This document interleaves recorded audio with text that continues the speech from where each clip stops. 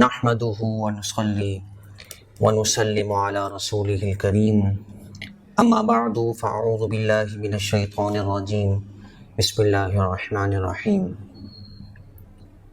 پہلے پارے کے چوتھے رکوع سے درس کا آغاز ہے اور یہ سورہ بقرہ کا بھی چوتھا رکوع ہے۔ اس رکوع میں حضرت آدم علی نبینا علیہ السلام کے واقعے کو تفصیل کے ساتھ بیان کیا گیا اور اس کا آغاز بڑے خوبصورت انداز میں فرمایا گیا۔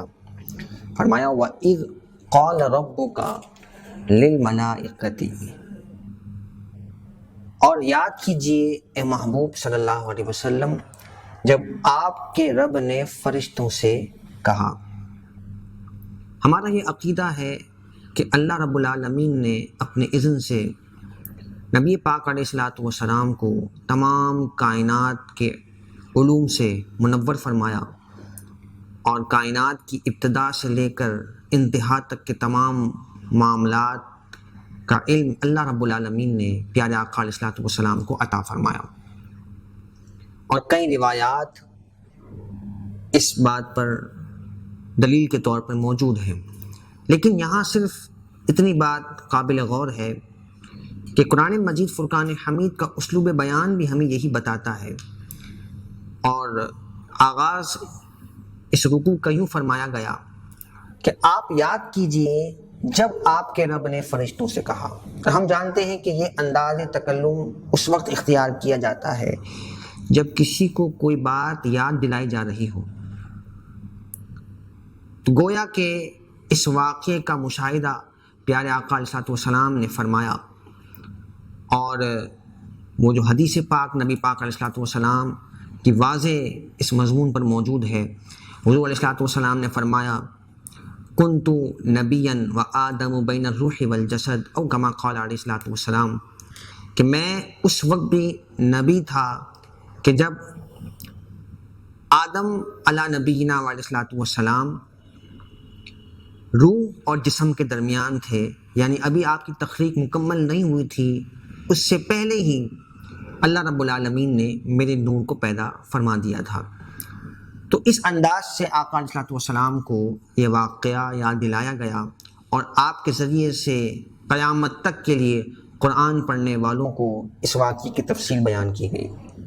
اللہ رب العالمین نے فرشتوں سے فرمایا انی جاعل فی الارض خلیفۃ، بے شک میں زمین میں ایک خلیفہ بنانے والا ہوں۔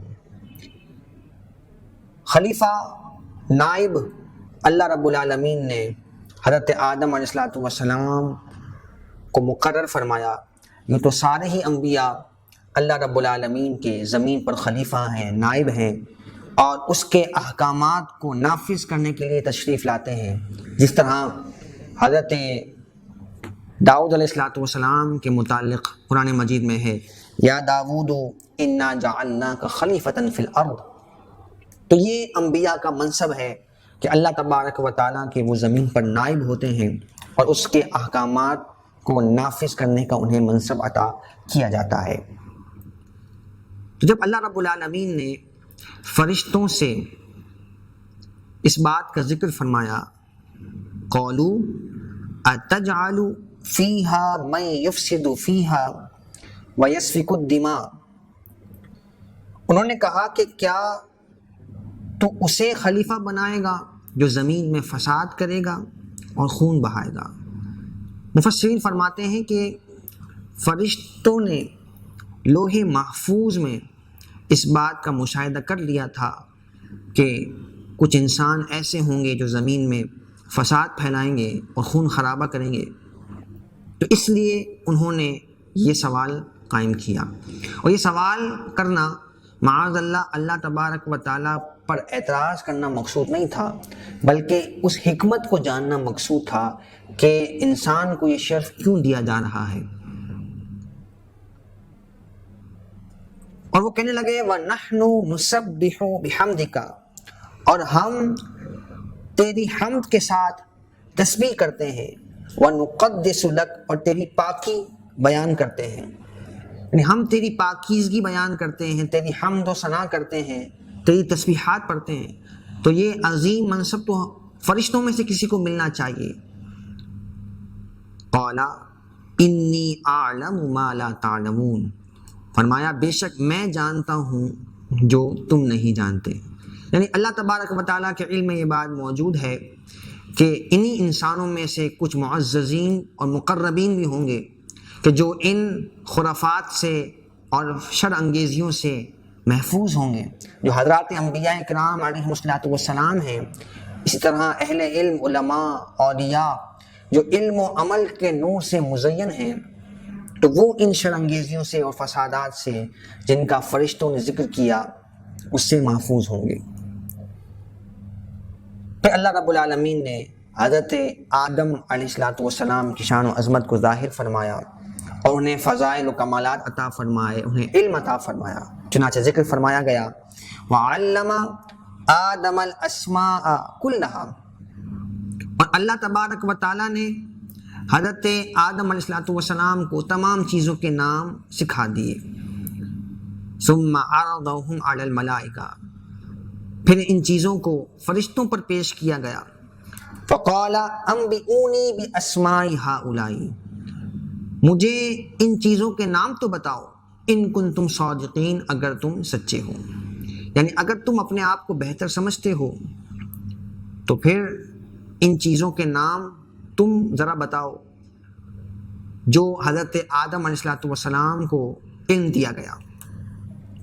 قالوا سبحانک لا علم لنا الا ما علمتنا، فرشتوں نے کہا تجھے پاکی ہے، ہمیں علم نہیں ہے مگر جتنا تو نے ہمیں سکھایا۔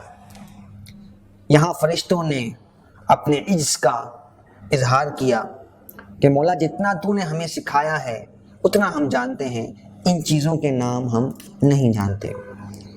انکا انت العلیم الحکیم، بے شک تو علم والا، حکمت والا ہے۔ قال یا آدم، پھر اللہ رب العالمین نے حضرت آدم سے فرمایا اے آدم، انبئہم باسمائہم، آپ انہیں ان چیزوں کے نام بتائیے۔ فلما انبأہم باسمائہم، تو جب حضرت آدم علیہ السلام نے فرشتوں کو ان چیزوں کے نام بتائے، مفسرین فرماتے ہیں کہ اللہ رب العالمین نے حضرت آدم علیہ السلام کو تمام چیزوں کے ناموں کا علم عطا فرمایا، اور اللہ رب العالمین نے حضرت آدم علیہ السلام کو تمام زبانیں بھی سکھائیں، اور اللہ رب العالمین نے حضرت آدم علیہ السلام کی افضلیت کو فرشتوں پر اس انداز سے ظاہر فرمایا۔ پھر ارشاد فرمایا گیا قال الم اقل لکم انی اعلم غیب السماوات والارض، کیا میں نے تم سے نہ کہا تھا کہ میں آسمانوں اور زمین کی پوشیدہ باتوں کو جاننے والا ہوں۔ وَأَعْلَمُ مَا تُبْدُونَ وَمَا كُنْتُمْ تَكْتُمُونَ، اور میں جانتا ہوں جو تم ظاہر کرتے ہو اور جو تم چھپاتے ہو۔ یعنی ان کا ظاہری طور پر یہ کہنا تھا کہ انسان شرانگیزی کرے گا، اور باطنی طور پر ان کے دل میں یہ تمنا اور خواہش تھی کہ یہ عظیم خلافت کا منصب فرشتوں میں سے کسی کو دیا جائے۔ تو اللہ تبارک و تعالیٰ ان کی ظاہری اور پوشیدہ دونوں باتوں کو جاننے والا ہے۔ جب اس انداز سے حضرت آدم علیہ السلام کی افضلیت کو، آپ کے شرف کو تمام ملائکہ پر ظاہر کر دیا گیا، اب اللہ رب العالمین کی بارگاہ سے حکم ہوا وَإِذْ قُلْنَا لِلْمَلَائِكَةِ اسْجُدُوا لِآدَمَ، اور جب ہم نے فرشتوں سے کہا کہ آدم کو سجدہ کرو، فَسَجَدُوا إِلَّا إِبْلِيسَ، تو سوائے ابلیس کے انہوں نے سجدہ کیا۔ تمام فرشتوں نے اللہ رب العزت کے اس حکم پر عمل کرتے ہوئے حضرت آدم علی نبینا علیہ السلام کو سجدہ کیا۔ جیسا کہ گزشتہ آیات میں ہم نے سماعت کیا کہ اللہ رب العزت نے علم کی بنیاد پر حضرت آدم علیہ السلام کو دیگر تمام مخلوقات پر حتیٰ کہ فرشتوں پر بھی آپ کو فضیلت عطا فرمائی۔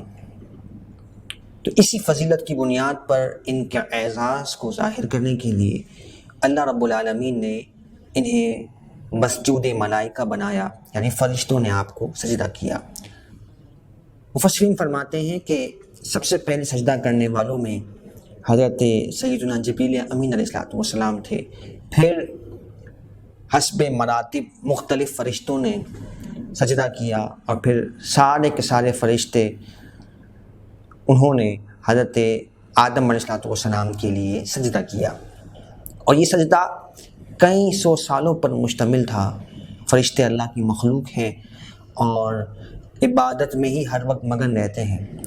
یاد رکھیے گا، حضرت آدم علیہ السلام کو جو سجدہ کیا گیا وہ سجدہ تعظیمی تھا۔ ایک سجدہ سجدہ عبادت ہوتا ہے اور ایک سجدہ سجدہ تعظیمی ہوتا ہے۔ سجدہ عبادت صرف اللہ ہی کو کیا جا سکتا ہے۔ اللہ رب العزت کے علاوہ اگر کسی کو عبادت کا سجدہ کیا تو ایسا شخص دائرہ اسلام سے خارج ہو جاتا ہے۔ رہی بات سجدہ تعظیمی کی، تو وہ پچھلی امتوں میں جائز تھا۔ جس طرح فرشتوں نے حضرت آدم کو سجدہ کیا، اسی طرح حضرت یوسف علیہ السلام کے بھائیوں نے اور آپ کے والدین نے آپ کو سجدہ کیا۔ لیکن ہماری شریعت میں، شریعت محمدیہ صلی اللہ تعالیٰ علیہ وآلہ وسلم میں سجدہ تعظیمی حرام ہے۔ سجدہ عبادت تو شرک ہے، ایسا بندہ دائرہ اسلام سے خارج ہو جاتا ہے، لیکن سجدہ تعظیمی شرک نہیں بلکہ حرام ہے، اور ایسا کرنے والا سخت گناہ گار ہے، اور شریعت مطہرہ کبھی بھی اجازت نہیں دیتی کہ اللہ کے علاوہ کسی اور کو سجدہ تعظیمی بھی کیا جائے۔ تو یہ پیارے آقا علیہ السلام کی شریعت کا حسن ہے کہ تمام تر شرک کی طرف جانے والے راستوں کو پیارے آقا علیہ السلام نے بند فرما دیا۔ اور وہ مشہور حدیث مبارکہ ہے کہ حضور علیہ السلام نے فرمایا کہ اگر مخلوق میں کسی کو سجدہ تعظیمی کرنے کی اجازت دیتا تو میں زوجہ کو کہتا کہ وہ اپنے شوہر کو سجدہ کرے۔ تو اس حدیث مبارکہ سے بھی معلوم ہوتا ہے کہ کسی کے لیے سجدہ تعظیمی جائز نہیں ہے۔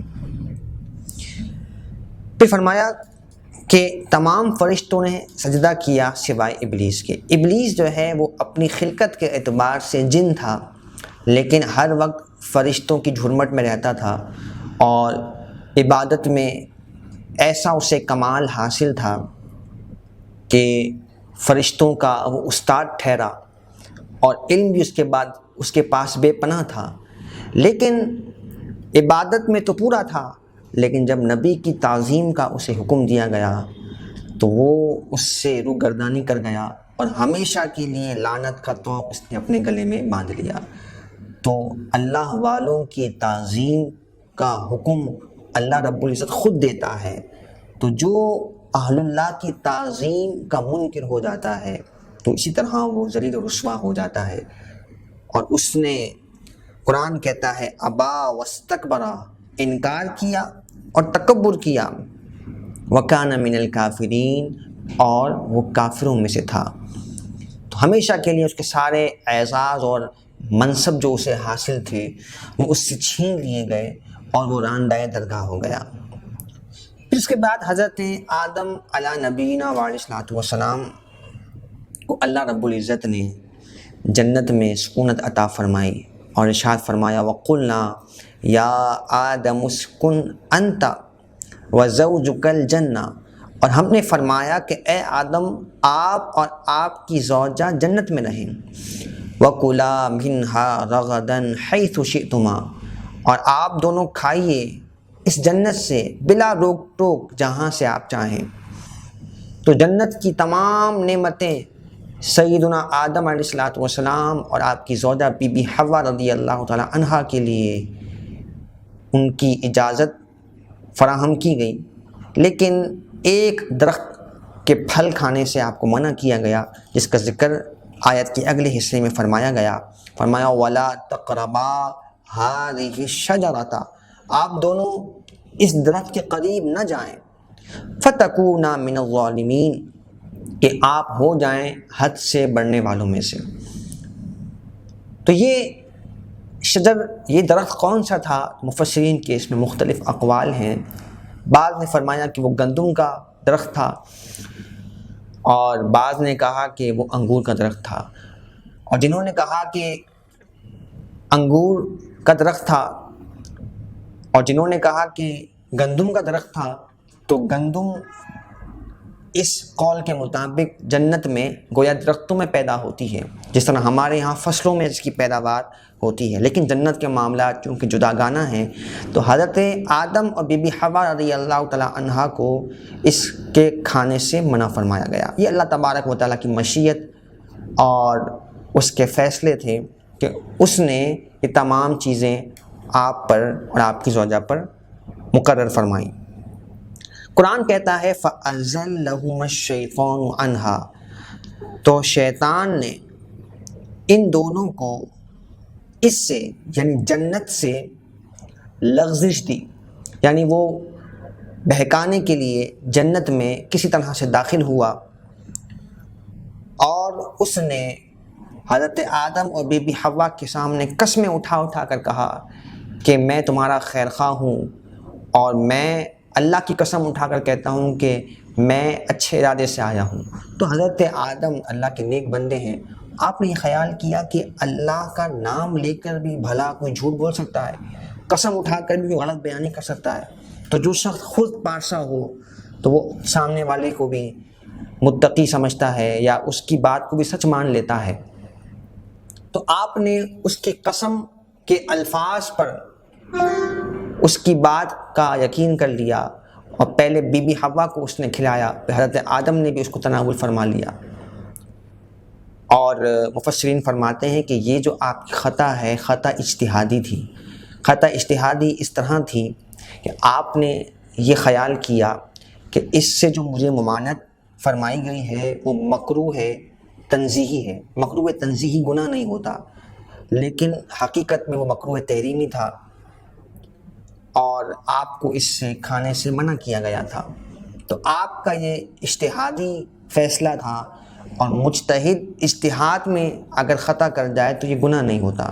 یہ امت کا متفقہ فیصلہ ہے، جتنے بھی ائمہ مجتہدین اس امت میں بھی گزرے ہیں، تو ان سے اگر اجتہاد میں کوئی غلطی ہو جائے تو امت کا اس پر اتفاق ہے کہ اس غلطی پر بھی انہیں ثواب ملتا ہے۔ تو اجتہادی خطا گناہ نہیں ہے۔ اور پھر بات اگر انبیاء کرام علیہ السلام کی ہو تو انبیاء تو معصوم ہیں، خطا کا تصور بھی ان سے ممکن نہیں ہے۔ تو یہ حقیقتاً اگر بچشم غور انسان دیکھے تو یہ رب تعالیٰ کے فیصلے تھے، کیونکہ اس رکوع کے آغاز میں ہی ہم نے سماعت کیا کہ اللہ رب العزت نے حضرت آدم کو زمین پر خلیفہ نامزد فرمایا تھا، تو زمین پر تو آپ نے آنا ہی تھا، جنت سے تشریف لانے کا اللہ رب العزت نے گویا کہ ذریعہ و سبب بنایا۔ تو یہ پہلے سے رب العالمین کا فیصلہ تھا اور مشیت تھی۔ البتہ رب تعالیٰ خالق ہے، جس طرح چاہے اپنے بندوں سے کلام فرما سکتا ہے۔ ہمیں یہ زیب نہیں دیتا کہ حضرات انبیاء اکرام علیہ السلام کے بارے میں ہلکے الفاظ کا استعمال کریں، جیسا کہ بعض لوگوں کی، بعض مصنفین کی اور مقررین کی عادت ہوتی ہے کہ وہ اس واقعے کو بیس بنا کر بہت زیادہ بیہودہ باتیں حضرت آدم علیہ السلام کے متعلق زبان سے نکال دیتے ہیں۔ تو یاد رکھیے کہ نبی جو ہیں وہ معصوم ہوتے ہیں، ان سے گناہ کا تصور بھی ممکن نہیں ہے۔ یہ خطا اجتہادی تھی، اور اس پر بھی اللہ تعالیٰ ثواب عطا فرماتا ہے۔ تو قرآن کہتا ہے کہ شیطان نے ان دونوں کو لغزش دی، فَأَخْرَجَهُمَا مِمَّا كَانَا فِيهِ، تو جس جنت میں وہ تھے اس سے ان دونوں کو اس نے نکال دیا۔ یعنی یہ واقعہ سبب بنا کہ حضرت آدم اور بی بی حوا رضی اللہ تعالی عنہا آپ جو ہے وہ زمین پر تشریف لے آئے۔ وَقُلْنَا اهْبِطُوا بَعْضُكُمْ لِبَعْضٍ عَدُوٌّ، اور ہم نے کہا کہ تم اتر جاؤ، تم میں سے بعض کے دشمن ہیں۔ یعنی زمین میں جو انسانوں کا رویہ ہے اس کو بیان فرمایا گیا کہ انسان ایک دوسرے کا زمین میں دشمن ہوگا۔ وَلَكُمْ فِي الْأَرْضِ مُسْتَقَرٌّ، اور تمہارے لیے زمین میں ٹھکانہ ہے، وَمَتَاعٌ إِلَىٰ حِينٍ، اور فائدہ اٹھانا ہے مدت مقررہ تک۔ یعنی ہر شخص زمین پر جتنی زندگی اسے دی گئی ہے وہ ٹھکانہ اختیار کرتا ہے، اور پھر جب اس کی مدت پوری ہو جاتی ہے، اس کی موت کا وقت قریب آ جاتا ہے، تو پھر یہ زمین پر اس کی زندگی اس طرح اختتام پذیر ہو جاتی ہے۔ حضرت آدم علیہ السلام، مفسرین فرماتے ہیں کہ سراندیپ جو موجودہ سری لنکا ہے اس کے پہاڑوں پر آپ تشریف لائے، اور بی بی حوا رضی اللہ تعالیٰ عنہا جدہ میں آپ تشریف لائیں۔ تو جدہ اصل میں یہ جدہ تھا، اور جدہ کہتے ہی دادی کو ہیں، تو آپ ہی کی وجہ سے اس کو جدہ یا جدہ کہا جاتا ہے۔ تو کئی سالوں تک حضرت آدم اور بی بی حوا ایک دوسرے کو تلاش کرتے رہے، اور حضرت آدم کی کیفیت یہ تھی کہ شرم و حیا کی وجہ سے کئی سو سالوں تک آپ نے آسمان کی طرف نگاہ نہیں اٹھائی، اور ہر دم آپ روتے رہتے تھے۔ یہ اللہ والوں کی شان ہے کہ گناہ نہیں بھی ہوا لیکن اس کے باوجود بھی توبہ و استغفار کرنا، اور اللہ رب العالمین کے حضور التجائیں کرنا، استغفار کرنا، یہ اس میں در حقیقت ہمارے لیے تعلیم ہے کہ سر تا پیر ہم گناہوں میں اٹے ہوئے ہیں اور ملوث ہیں، لیکن اس کے باوجود بھی توبہ کی طرف رغبت نہیں ہے۔ تو جو اللہ کے نیک بندے ہیں، اگر خلاف اولا بھی کوئی کام ان سے ہو جائے تو اس پر بھی وہ اتنی کثرت سے توبہ و استغفار کرتے ہیں۔ تو آپ نے کئی سو سالوں تک آسمان کی طرف نگاہ اٹھا کر نہیں دیکھا۔ پھر قرآن کہتا ہے کیا ہوا؟ فَتَلَقَّىٰ آدَمُ مِن رَبِّهِ كَلِمَاتٍ، تو حضرت آدم علیہ السلام نے اپنے رب سے چند کلمات سیکھ لیے۔ وہ کلمات کیا تھے؟ حضرت سیدنا علی المرتضیٰ کرم اللہ تعالیٰ وجہہ الکریم روایت کرتے ہیں، طبرانی شریف میں بھی روایت موجود ہے اور بیہقی شریف میں بھی موجود ہے کہ جب حضرت آدم علیہ السلام اپنے اس فعل پر نادم تھے تو آپ نے اللہ رب العالمین کی بارگاہ میں یوں عرض کی، اللہم انی اسألک بحق محمد ان تغفر لی، اے اللہ میں تجھ سے محمد صلی اللہ تعالیٰ علیہ وآلہ وسلم کے وسیلے سے سوال کرتا ہوں کہ تو میری بخشش فرما۔ تو روایت میں آتا ہے کہ اللہ رب العزت نے پوچھا، اے آدم تم محمد کو کیسے جانتے ہو اور تم ان کے وسیلے سے دعا کیوں کر رہے ہو؟ تو حضرت آدم علیہ السلام نے عرض کیا، اے مولا جب تو نے مجھے پیدا کیا، میرے بدن میں روح کو داخل کیا، تو جب میں نے آنکھ کھولی تو میں نے یہ دیکھا کہ عرش کے پایوں پر لا الہ الا اللہ محمد رسول اللہ لکھا ہوا ہے۔ جگہ جگہ میں نے اس کلمے کو لکھا ہوا دیکھا، تو میں سمجھ گیا کہ جس کے نام کو تو نے اپنے نام کے ساتھ جمع فرمایا ہے، یقیناً وہ ساری مخلوق میں تجھے سب سے زیادہ بڑھ کر برگزیدہ اور پسندیدہ ہے، اس لیے میں نے ان کے وسیلے سے تجھ سے استغفار کیا ہے۔ تو اللہ رب العالمین نے حضرت آدم علیہ السلام کی توبہ کو قبول فرمایا، اسی کا یہاں ذکر ہے فتاب علیہ، جو چند کلمات اللہ رب العالمین نے حضرت آدم کے دل میں ڈالے۔ تو قرآن یہ کہتا ہے کہ آدم علیہ السلام نے اپنے رب سے چند کلمات سیکھ لیے، فتاب علیہ، تو اللہ رب العالمین نے آپ کی توبہ کو قبول فرمایا۔ انہ هو التواب الرحیم، بے شک وہ بہت توبہ قبول کرنے والا مہربان ہے۔ قلنا اہبطوا منہا جمیعا، ہم نے کہا کہ تم سب اس جنت سے اتر جاؤ۔ مفسرین فرماتے ہیں کہ ویسے تو دو افراد تھے، حضرت آدم اور بی بی حوا، لیکن جو فرمایا سب اتر جاؤ، تو اس سے مراد یہ ہے کہ ان کی پشتوں میں جو نسل انسانی موجود ہے ان سے خطاب فرمایا گیا کہ تم سارے کے سارے جنت سے اتر جاؤ۔ فَإِمَّا يَأْتِيَنَّكُم مِّنِّي هُدًى، پھر اگر تمہارے پاس میری طرف سے کوئی ہدایت آئے، یعنی انبیاء کی صورت میں جو اللہ رب العالمین نے ہدایت کا سامان فرمایا، فَمَن تَبِعَ هُدَايَا، تو جو میری ہدایت کی پیروی کرے، اللہ فرماتا ہے فَلَا خَوْفٌ عَلَيْهِمْ وَلَا هُمْ يَحْزَنُونَ، تو ان پر نہ کوئی خوف ہوگا اور نہ وہ غمگین ہوں گے جو اللہ تعالیٰ کی اتاری ہوئی ہدایت کی پیروی کریں۔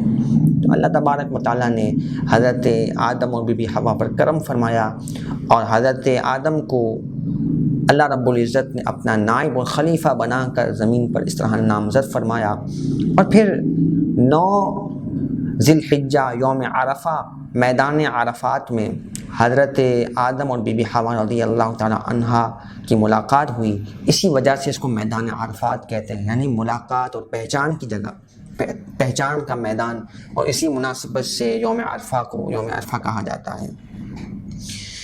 والذین کفروا وکذبوا بآیاتنا، اور وہ لوگ جنہوں نے کفر کیا اور ہماری آیتوں کو جھٹلایا، قرآن فرماتا ہے اولئک اصحاب النار، یہی لوگ دوزخی ہیں، جہنمی ہیں، ہم فیہا خالدون، اس میں وہ ہمیشہ رہنے والے ہیں۔ اللہ تبارک و تعالی ہمیں عذاب جہنم سے محفوظ فرمائے۔